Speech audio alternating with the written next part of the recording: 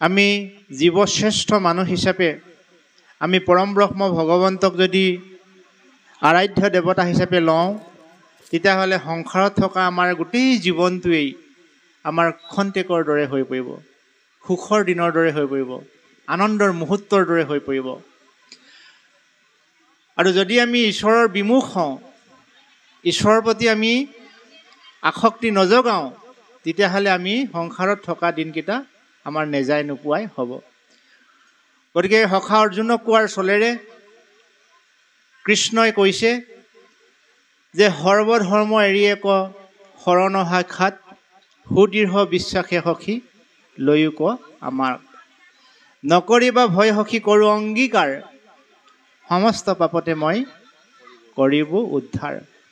মই প্ৰতিজ্ঞা কৰি কৈছোঁ, মই অংগীকাৰ কৰি কৈছোঁ, হে সখী তুমি সকলো ত্যাগ কৰা, কেৱল মোক তুমি সুদৃঢ় বিশ্বাসে লোৱা।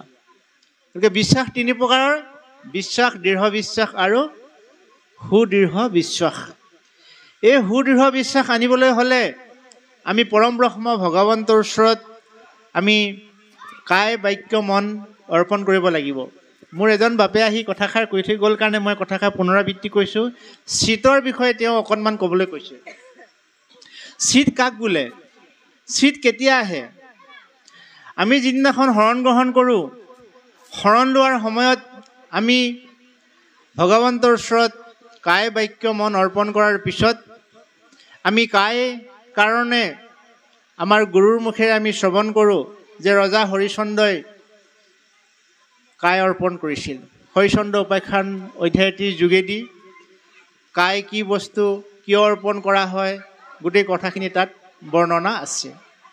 তাৰপিছত আহিল বাক্য। বাক্য অৰ্থ বুজাবলৈ আমাক গুৰুদেৱে মানে আমাৰ শৰণাচাৰ্য প্ৰভুজনাই আমাৰ অজামিল উপাখ্যান অধ্যায়টি আমালৈ লৈ আনে। অজামিল নামৰ এজন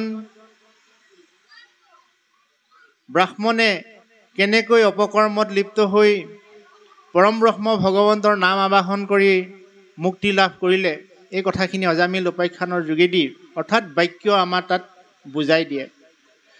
মনৰ কথা আমাক বুজাই গজেন্দ্ৰ উপাখ্যান নামৰ অধ্যায়টিৰ যোগেদি। নিজকেই এজন স্বতন্ত্ৰ সৰ্বে সৰ্বা মুৰব্বী বুলি ভাবি গজেন্দ্ৰই নিজৰ আত্মীয় স্বজন ভাৰ্যাপুত্ৰৰ সহিতে যেতিয়া সৰোবৰ তীৰত তেখেতে ক্ৰিয়া কৰি আছিল আৰু যেতিয়া কালগ্ৰাহে তেওঁৰ ভৰিত ধৰিলে, যেতিয়া তেওঁ চিঞৰি উঠিল, যেতিয়া তেওঁ সহায় ভিক্ষা কৰিছিল, ককাই ভাই বাই ভনী নিজৰ ভাৰ্যা কোনেও তেওঁৰ ওচৰত নাথাকিল, সকলো লৰি আঁতৰি আহিল। গতিকে বিপদৰ সন্ধিক্ষণত সেই গজেন্দ্ৰ সদৃশ জীৱটোৱে যেনেকৈ বিলাই হয়, আমাৰ সকলো সতি সন্ততি ধন টকা পইচা থাকিলেও আমাক কিন্তু শেষত কোনেও ৰক্ষা নকৰে। কোনে ৰক্ষা কৰিব? আমাৰ এটা সুদৃঢ় মনা মন লাগিব, যিটো মন অৰ্পণ কৰিছিল গজেন্দ্ৰই পৰম ব্ৰহ্ম ভগৱন্তক। খুন্দে মেৰাই পদ্মগুটৰ ওপৰ কতলি, গজেন্দ্ৰে শৰণ লৈলা ত্ৰাহি হৰি বুলি। গতিকে গজেন্দ্ৰই ত্ৰাহি হৰি বুলি যেতিয়া ভগৱন্তৰ শৰণ লৈছিলে, তেতিয়া তেওঁ দুখৰ পৰা পৰিত্ৰাণ পাইছিলে। তদ্ৰূপ আজি সেই গজেন্দ্ৰই যেনেকৈ ককবকাই আছিল মায়াৰ সংসাৰত, আমি প্ৰত্যেকজন জীৱশ্ৰেষ্ঠ মানুহেও এই মায়াৰ সংসাৰত তদ্ৰূপ ককবকাই আছোঁ। কালগ্ৰাহে আমাক ধৰি টানি আছে। তাৰ পৰা পৰিত্ৰাণ পোৱা একমাত্ৰ উপায় আমি মন অৰ্পণ কৰিব লাগিব পৰম ব্ৰহ্ম ভগৱন্তৰ ওচৰত। তাৰ পাছত কোৱা হয় যে চিত হৈছে প্ৰহ্লাদ। প্ৰহ্লাদ চৰিত অধ্যায়টিৰ পৰা চিত অধ্যায়টি আমাক আমাৰ গুৰুসকলে আমাক বৰ্ণনা কৰি দিয়ে। কায় বাক্য আপোনি কায় বাক্য মন ভগৱন্তত অৰ্পণ কৰাৰ পাছত চিত অৰ্পণ কৰিবলৈ কোনো চিত বুলি কোনো এটা উপমা নাই। চিত নিজে নিজে যোৱা বস্তু। ই মনৰ ভাৱনাৰ পৰা উদয় হয়। গাখীৰ, গুড়, পিঠা আটাইবোৰ যেতিয়া মিক্স কৰি দিয়া হয়, সি আপুনি যেনেকৈ লাডুটো হৈ যায় বনোৱাৰ লগে লগে, তদ্ৰূপ সেই লাডুটোৱে হৈছে আমাৰ চিত।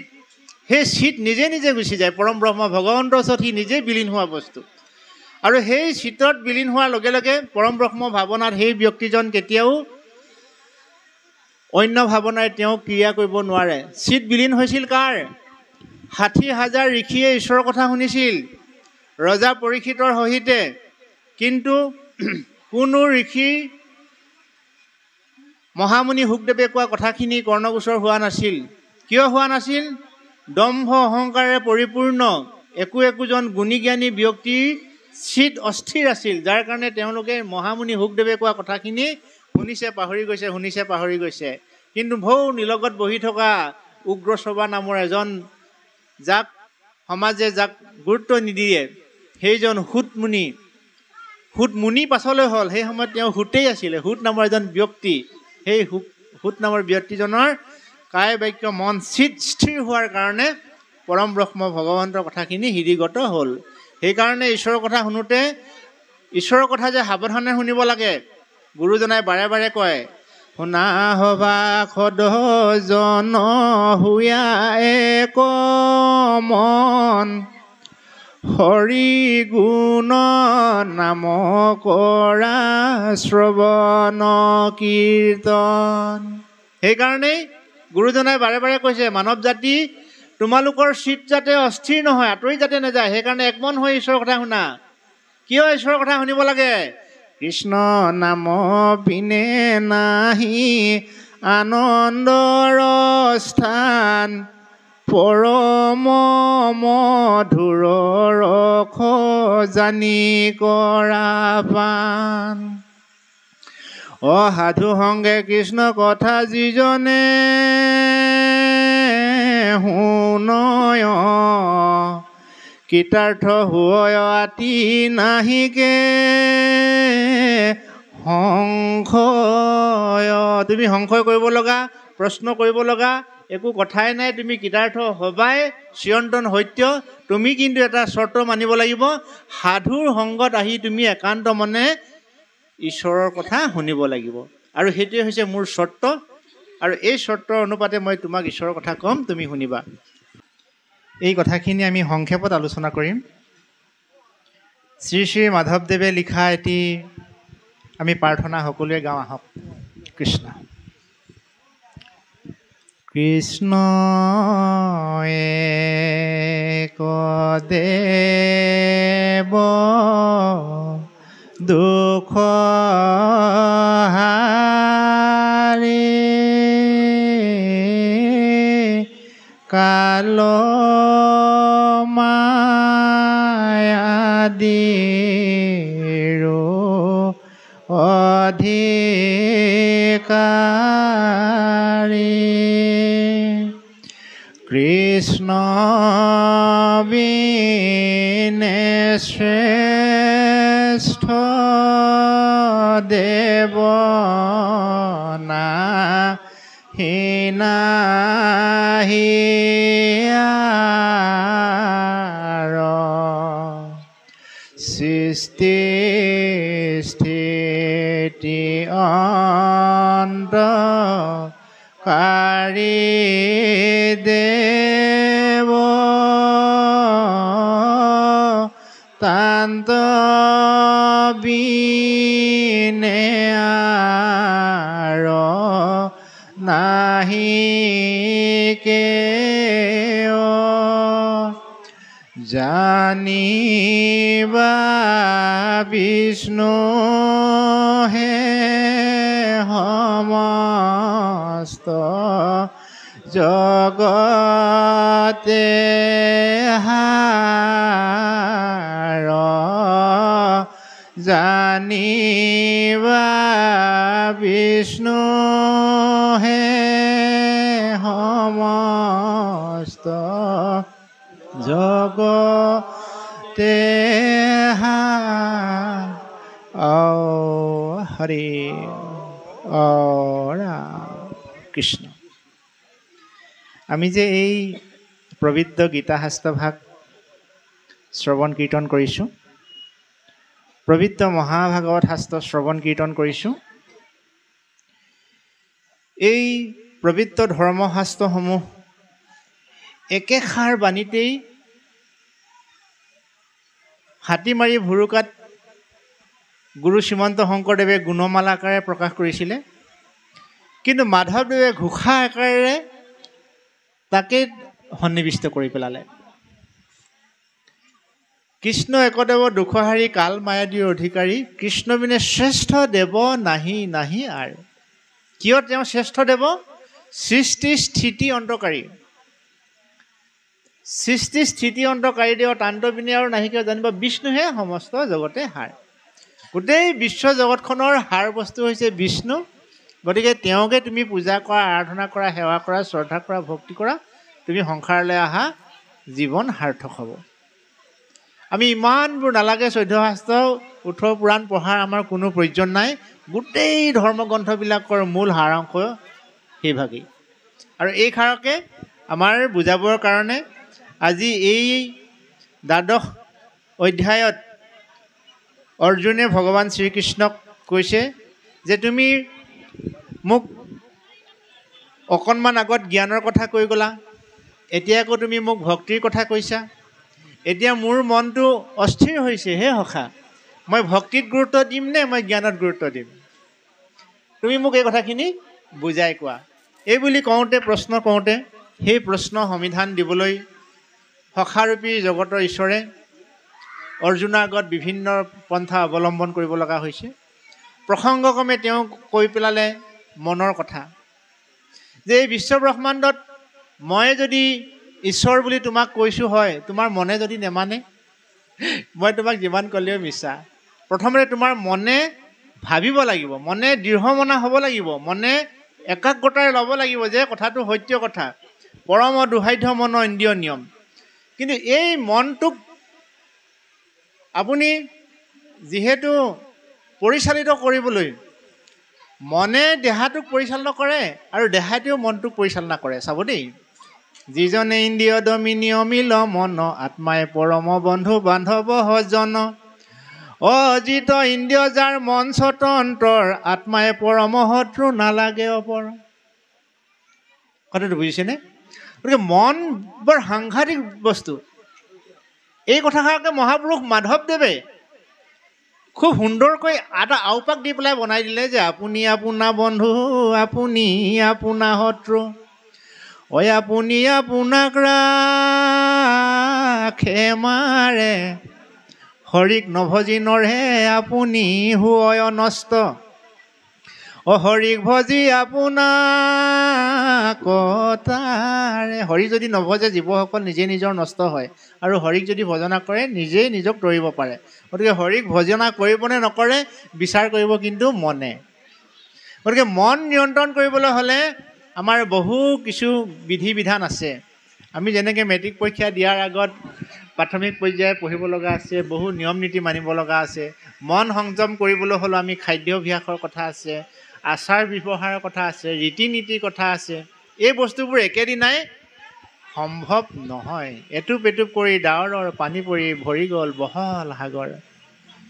গতিকে আমি যি পৰ্যায়ত আহি এতিয়া উপনীত হৈছোঁহি, আমাৰ সতি সন্ততি একেদিনাই এই পৰ্যায়ত নেপাবহি।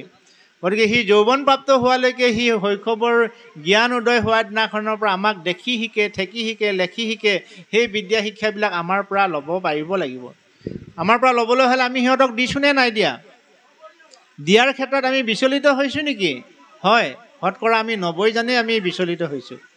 কাৰণ ধৰ্মশাস্ত্ৰ আমি এটা ৱাল এখন মাৰি পেলাই এইফালে ধৰ্মটো থৈ দিওঁ। ধৰ্ম ভক্তি এইটো পিছৰ কথা। প্ৰথম বস্তুটো হৈছে ঘৰখন। যাৰ ঘৰে অহৰ্নিশে নুগুচে কণ্ডল, যাৰ ঘৰে অহৰ্নিশে নুগুচে কণ্ডল, তাৰ ঘৰে সুখ ফুল নুফুলে কমল। যি সময়ত গুৰুজনাই এই ধৰাধামত আৱিৰ্ভাৱ হৈছিলে, সেই সময়ত চাৰিওফালে কণ্ডলেৰে উপচি আছিলে। চাৰিওফালে হাই কাজিয়া, চাৰিওফালে অত্যাচাৰ, অমানৱীয় কৰ্মৰে উপচি আছিল। কিন্তু মহাপুৰুষ গুৰু শ্ৰীমন্ত শংকৰদেৱৰ চকুত টোপনি নাই। কি উপায়েৰে জীৱসকলক ৰক্ষণাবেক্ষণ দিব লাগিব, তেওঁ নিজৰ পৰিয়ালটোৰ কথা তেওঁ ভবাই নাই। সেইকাৰণে মহাপুৰুষ শ্ৰীমন্ত শংকৰদেৱক জগতৰ গুৰু বুলি আজি সকলোৱে মানি ল'বলৈ কেতিয়াও কুণ্ঠাবোধ কৰা নাই। প্ৰত্যেকজন মানৱ জাতিয়ে আমি ঈশ্বৰৰ সন্তান। প্ৰত্যেকজন মানৱ জাতিৰে আমাৰ সপোনবোৰ বাস্তৱ হ'ব লাগিব, আমাৰ ভাৱনাবোৰ স্থিৰ হ'ব লাগিব। এই ভাৱনা সপোন বাস্তৱ হ'বলৈ হ'লে আমি ঘৰখনৰ পৰা জয়যাত্ৰা আৰম্ভ কৰিব লাগিব। ঘৰখনৰ সুখ শান্তি আনন্দ সমৃদ্ধিৰ ক্ষেত্ৰত অতীজৰ যি পুৰণিকলীয়া ৰীতি নীতি আছিল, মই এবাৰ অনুষ্ঠানত এটা কৈছিলোঁ, সেই কথাষাৰ কোনোবা এজন ইউটিউবাৰে প্ৰচাৰ কৰাত যথেষ্ট সংখ্যক ৰাইজে তাৰ সমাদৰ কৰিছে, যে এটা সময় আছিল যিটো সময়ত আমাৰ মৰম চেনেহৰ এনাজৰীডাল কটকটীয়া আছিল। পিতৃ মাতৃৰ যিটো সম্বন্ধ, মানে আত্মীয়জনৰ লগত যিটো সম্পৰ্ক, যিটো শ্ৰদ্ধা ভক্তি মৰম চেনেহ, সেই দিশবোৰ আমি আজিও সম্পূৰ্ণ এৰি চলিলে নহ'ব। আমাৰ মৰম চেনেহৰ দোলডাল দিনক দিনে এৰ খাই যোৱা মূল কাৰণটোৱে হৈছে আমাৰ আচৰণ বিধিত আমি কিছু খেলি মেলি কৰিছোঁ। হৈ যাব, পাৰিবা দিয়া, হ'ব, কিন্তু নহ'ব, তেনেকৈ নহ'ব। কিছুমান নীতি নিয়ম আছে, যি নীতি নিয়মক আমি যদি এৰাই চলোঁ, আমি কিন্তু দুৰ্ভিক্ষই আমাক চাৰিওফালৰ পৰা গ্ৰাস কৰি পেলাব। যেনেকৈ মান সন্মান মৰ্যাদা সম্পন্ন কিছু শিষ্টাচাৰমূলক কৰ্ম, সেই শিষ্টাচাৰমূলক কৰ্মখিনিৰ পৰা আমি আজি সমূলি আঁতৰি অহাৰ কাৰণে আমি এই ল'ব লগা দিশবোৰৰ পৰা আমি মানে নল'ব লগা হৈছে। আমি মন সংযত কৰিব নোৱাৰা হৈছে। যিজনে ইন্দ্ৰিয়দমী নিয়মিল মন, আত্মাই পৰম বন্ধু বান্ধৱ সজ্জন। ইন্দ্ৰিয় সংযম কৰিবলৈ হ'লে মনটোক নিয়ন্ত্ৰণ কৰিব লাগিব। আজি মনটোৱে বিচৰাৰ কাৰণে হাতখনে যদি নল'ব লগা বস্তুটোৰ প্ৰতি আসক্তি হয়, ভৰি দুটা আমাক ক'লৈ যাব দিছে? মনটোৱে বিচৰা মতে যদি ভৰি দুটাই যদি অকল পৰিচালিত হয়, নহ'ব। ইন্দ্ৰিয়ই মনটোক পৰিচালনা কৰিব লাগিব। যিজনে ইন্দ্ৰিয়দমী নিয়মিল মন, ইন্দ্ৰিয়ক দমন কৰি মনটোক পৰিচালনা কৰিব পৰা ব্যক্তিজনহে আচল সংসাৰৰ এজন বীৰ যোদ্ধা হ'ব পাৰিব। আৰু ইন্দ্ৰিয়ৰ বশৱৰ্তী হৈ মন পৰিচালনা কৰা ব্যক্তিজন সংসাৰত বীৰ যোদ্ধা হ'ব নোৱাৰে। গতিকে আমি সৰ্বতোক্ষণতে ইন্দ্ৰিয়ক পৰিচালনা কৰি, ইন্দ্ৰিয় সংযত কৰি মন পৰিচালনা কৰিবলৈ আমি শিকিব লাগিব। আৰু ইয়াৰ আখৰাস্থলীয়ে হৈছে আমাৰ ঘৰখন।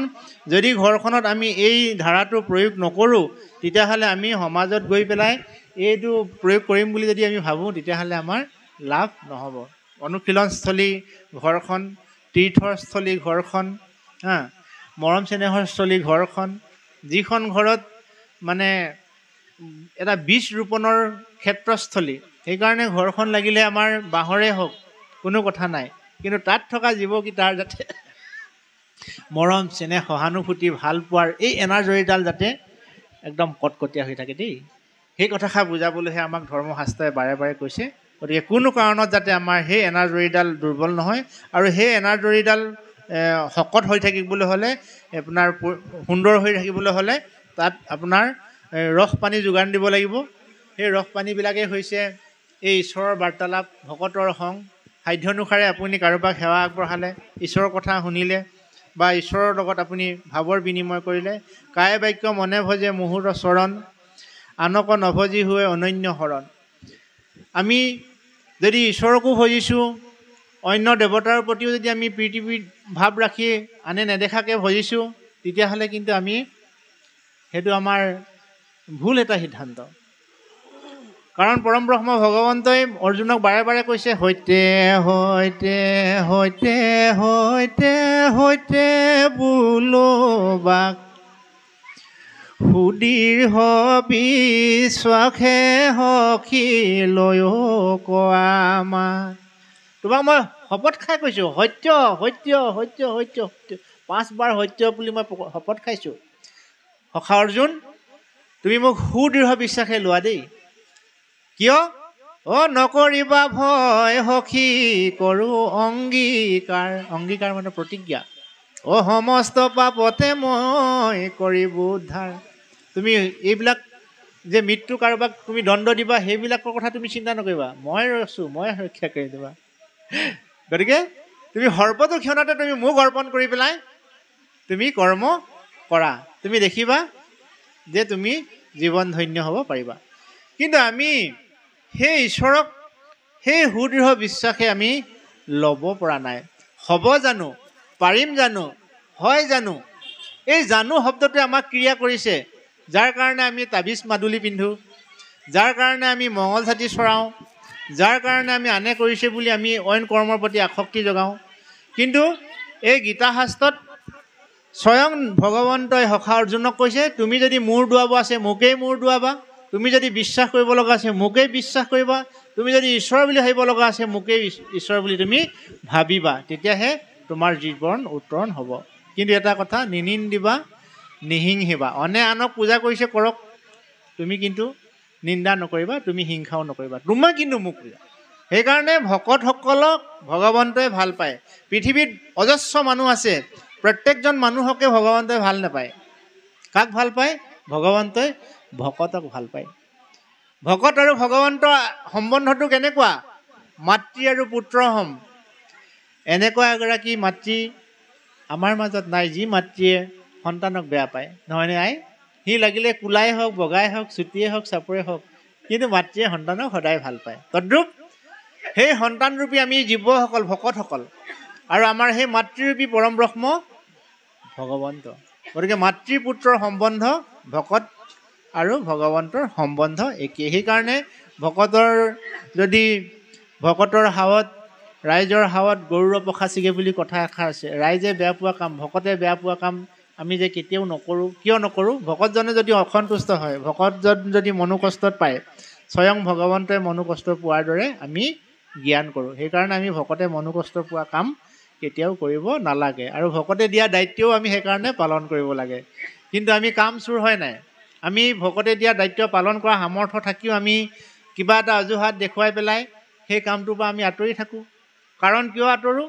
আমি বিষয় বাসনাই আমাক হাত বাউল দি মাতি থাকে। বিষয়ৰ শক্তিটো ইমানেই বলৱান। মহাবলৱন্ত দুৰ্বাসনা ঘোৰ হৰি, আমাৰ মনক তেজিয়া দূৰ নযায় ৰাম ৰাম। প্ৰভু তুমি মোৰ মনৰ পৰা যদি আঁতৰি যোৱা, মহাবলৱন্ত দুৰ্বাসনাই মোক কিন্তু টানি লৈ যাব। গতিকে তুমি মোৰ মনৰ পৰা আঁতৰি নাযাবা প্ৰভু। বুজি পাইছেনে? যদি প্ৰভু তুমি মোৰ মনৰ পৰা যদি আঁতৰি যোৱা, মোৰ মনত দুৰ্বাসনাই বাহ ল'ব, আৰু দুৰ্বাসনাই যেতিয়া মোক বাহ ল'ব, মোক সেই কাল গহ্বৰত পেলাই দিব। তুমি মোৰ ওচৰৰ পৰা আঁতৰি নাযাবা প্ৰভু। এইবুলি জীৱই ভগৱন্তক কাবু কৰি প্ৰাৰ্থনা কৰিছে। গতিকে সেই জীৱসকলৰ ভিতৰত আমিও একোজন শ্ৰেষ্ঠ জীৱ। এতেকে আমি শ্ৰেষ্ঠ জীৱ হৈ পৰম ব্ৰহ্ম ভগৱন্তক আমি আবাহন কৰিব লাগে। আৰু ভগৱন্তক আবাহন কৰিবলৈ কিবা ধুনীয়া কণ্ঠস্বৰ এটা প্ৰয়োজন নাই।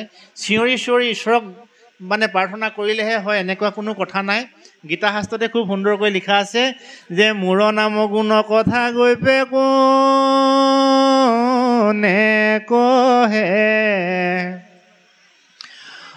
দয়াৰে আকুল হওঁ হৰিৰে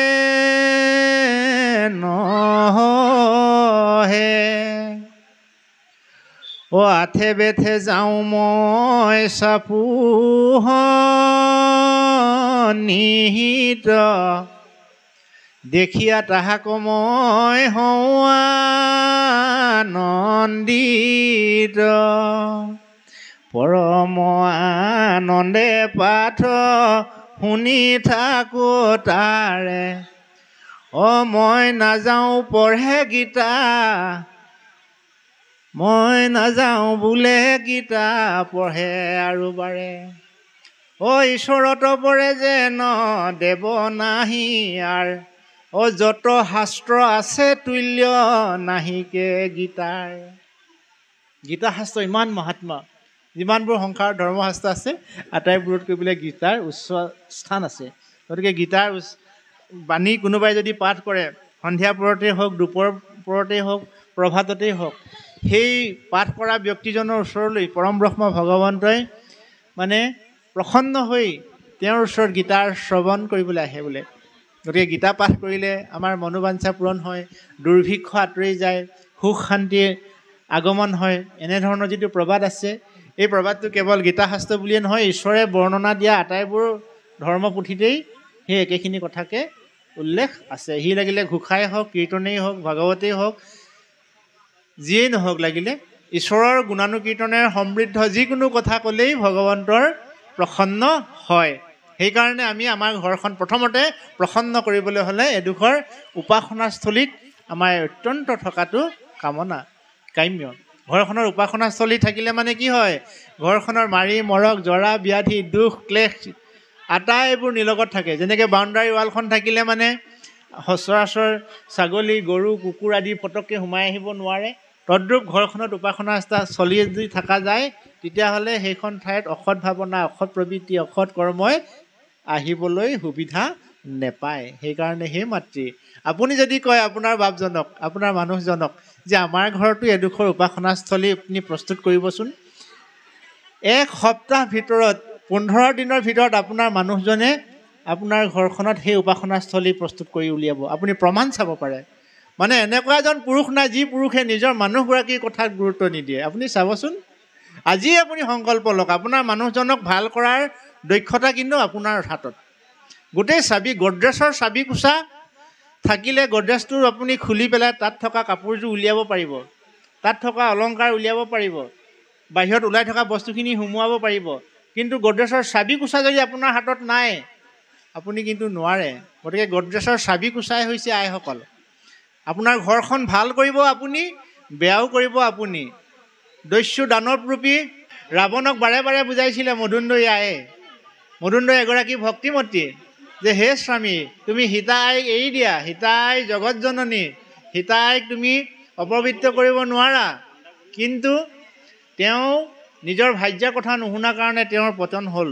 গতিকে আমাৰ পুৰুষসকলেও যেতিয়া অপকৰ্ম এটা কৰিবলৈ যায় তেতিয়া মানুহগৰাকীৰ পৰা লুকুৱাবলৈ চেষ্টা কৰে, কিন্তু এদিন, দুদিন, 4 দিনৰ পিছত আইগৰাকীয়ে সেই মানুহজনক ধৰা পেলাই দিয়ে। গতিকে পুৰুষ প্ৰধান দেশ হ'লেও আইসকলে পুৰুষসকলক কিন্তু এই যে বান্দৰটো যে নাচুৱাই থাকে খেলুৱৈজনে, নাকিডাল কিন্তু আইসকলৰ হাতৰ মুঠিত আছে। এইটো স্বতন্ত্ৰ পৰম ব্ৰহ্ম ভগৱন্তই দি থৈ দিছে। সিদিনাখন বিপ্ৰ দামোদৰে তেওঁ গোটেই জীৱনটো ভাল কাপোৰ নিপিন্ধাকেই পাৰ কৰিলে, এমুঠি নোখোৱাকেই পাৰ কৰিলে, ভগা প্ৰজাত উৰুষা প্ৰজাতেই জীৱন অতিবাহিত কৰিলে। কিন্তু নিজৰ ভাৰ্যাই বাৰে বাৰে কৈ থাকে, হে স্বামী তুমি যোৱা না, তোমাৰ শৈশৱৰ বন্ধু জগতৰ ঈশ্বৰ কৃষ্ণৰ ওচৰলৈ তুমি যোৱাচোন, আমাৰ দুৰ্দশাৰ কথা কৈ কিজানিবা আমাৰ ঘৰখনলৈ শান্তি আহেই, তুমি যোৱাচোন। আজি কৈছে, কালি কৈছে, সদায় কওঁতে কওঁতে তেওঁৰ মন এদিন কোমল হৈ পৰিলে। ঠিক আছে, তুমি যদি মোক কৈছা তেতিয়াহ'লে মই যাবলৈ সাজু, কিন্তু এটা চৰ্ত, মই হ'লে মোৰ সখা ওচৰলৈ মই সুদা হাতে নাযাওঁ, তুমি মোলৈ কিবা এটা যোগাৰ কৰি দিব লাগিব চব। আৰু খুজি মাগি আনি চাউল চিৰা যি পাইছে তাকেই ভক্তিয়ে দিছে।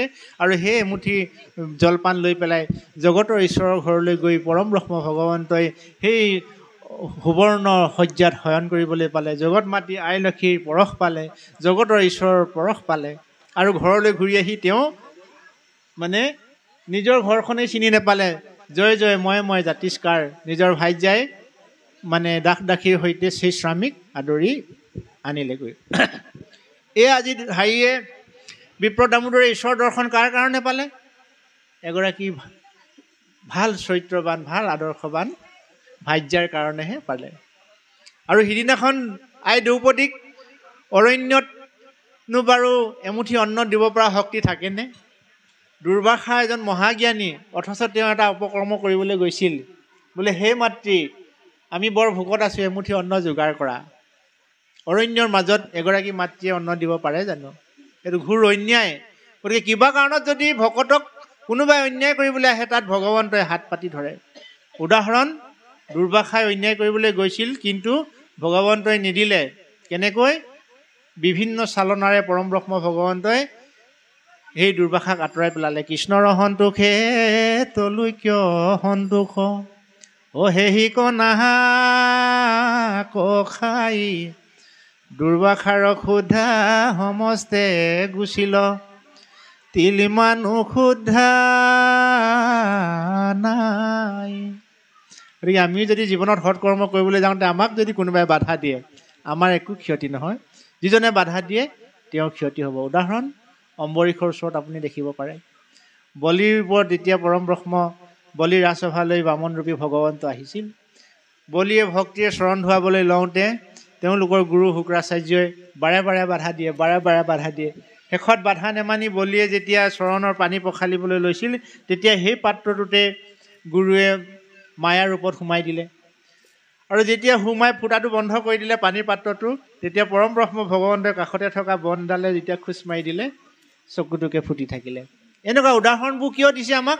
যে তুমি কাৰোবাক সৎকৰ্ম কৰিবলৈ যাওঁতে তুমি নাই পৰা নালাগে, তুমি আঁতৰি থাকা, কিন্তু আনক বাধা নিদিবা।